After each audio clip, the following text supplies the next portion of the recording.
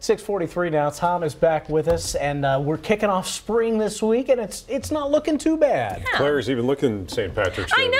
I actually didn't wear green yesterday, so I'm getting it in today. My favorite St. Patrick's Day story from over the weekend on the web, from The Onion. Boston's mayor throws out traditional first punch. Oh, gosh. That's probably not too far from the truth. Hopefully you'll have an enjoyable St. Patrick's Day weekend, an uneventful one. We did weather-wise. I mean, there wasn't a lot going on after, of course, beautiful yesterday. all the wind from last week. And this is what's going on right now. Nothing. The Max Track Live is showing a clean sweep. You got a little moisture out east. You got a little moisture out west. Here we are in the middle.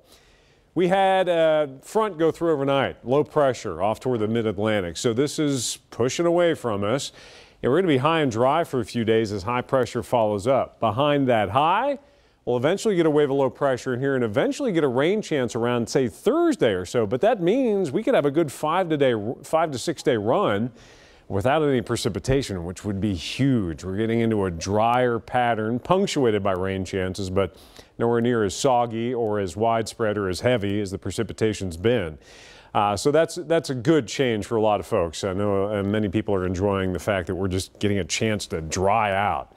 Here you can see through Tuesday, not a whole lot happening either. By Wednesday, you do start to notice a little cloud cover gathering and some showers out west. That'll get here Thursday. It's freezing as we look over from Bluegrass Community and Technical College toward the parking lot, at least out towards Kroger Field. It's a quiet morning. It's very dry, the dew point in the 20s. And we've got temperatures in the 20s as well. 26 in Frankfort, 28 in Mount Sterling. Coming up, middle of the week, spring officially begins. Of course, we've been into meteorological spring for a while now, but the calendar catches up. The vernal equinox occurs just before 6 p.m., the sun directly over the equator, equal day and night. And also of note and interest, it's the full worm supermoon. I know these names sound crazy, but there's meaning behind all of it. Of course, full moon, everybody knows what that is. The worm part comes in because it's the nickname for the March full moon. Each full moon has a nickname, and in March it's the full worm moon, earthworms coming out of the ground. Also the full crow moon, the crust on the snow breaks in colder climates, sap moon, Lenten moon.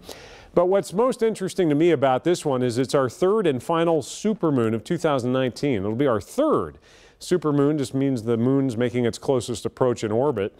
And it's also a combination of the March equinox and the supermoon, and that hasn't happened since March of 2000, and the next time we'll see it is March of 2030. So a whole bunch of moon statistics for you there.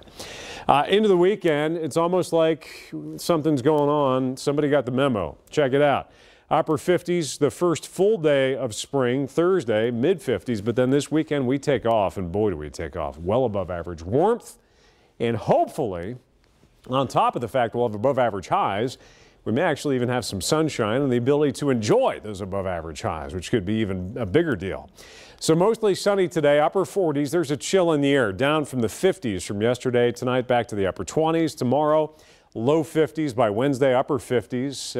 The vernal equinox begins, spring begins late Wednesday. And of course, we get that full moon Wednesday night. I think it's 9:43 is the official time for it being full. And then into the weekend, there's the warm-up eventually into the 60s. We'll see how long we can hang on to that, hopefully at least a couple of days. Saturday looks like it could be spectacular. Stay with us. Sunrise will be right back.